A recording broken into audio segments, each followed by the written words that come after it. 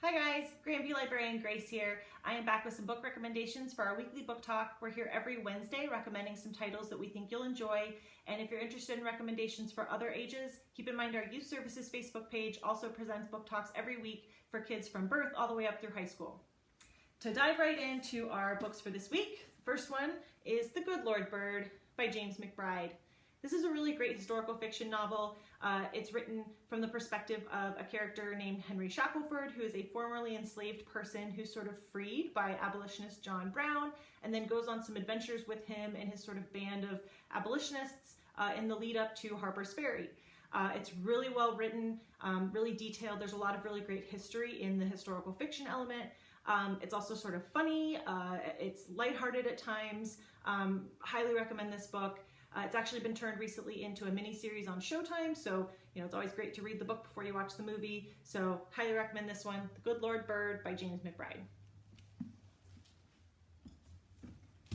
The second book I'm recommending this week is Sapiens by Yuval Noah Harari. You've probably heard of this one. It's a New York Times bestselling nonfiction book.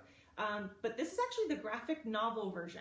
So they've sort of taken the information in the larger book and condensed it and illustrated it in a way that's really sort of entertaining, educational, and sort of helps make it a little more digestible. I really love a nonfiction book, but sometimes they can be a little bit intimidating. So this is a really nice way to sort of introduce you to a topic, an author, or even a book, because after this you can read the full version of Sapiens, and maybe it'll make a little more sense having been introduced to a lot of the concepts in the graphic novel.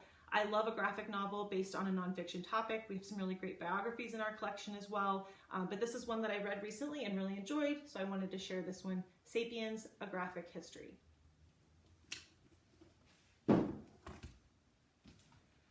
The last book I'm going to recommend is actually the start of a series. I recommend reading these in order. The first one is The Shadow of the Wind by Carlos Ruiz Zafon. It was originally written in Spanish, and it takes place in the 1930s during the Spanish Civil War in Spain. It's sort of this gothic romance with these fantasy historical fiction elements. There's a lot going on, but it's really well written. It's very detailed. Every single story leads to another, which all sort of culminate and tie together in ways that are really unexpected. I always really like a twist, and this one is nothing but twists. Like I said, this is the first in a series. We also have, there we go, The Prisoner of Heaven, The Labyrinth of Spirits, and The Angel's Game. That's not the correct order, but I highly recommend reading them all and reading them in order. This is one where you have a series that, the first one could sort of stand on its own and you could just read the first one, but there's a lot of things even in the first book that I wasn't expecting to still need tied up by the time I got to the last one.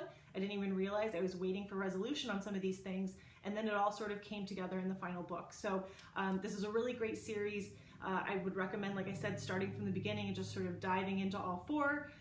But Shadow of the Wind by Carlos Ruiz Zafon. All right, those are our titles for this week. We'll be back next Wednesday with some additional recommendations. If you have any questions, give us a call at the library, stop in, visit us at the drive-through window, and if you'd like some recommendations for you specifically, visit GHPL.org. We have a feature there called Discover Your Next Read. We'll ask some questions, stuff you've liked, stuff you didn't, and we'll recommend some titles just for you. Thanks, bye.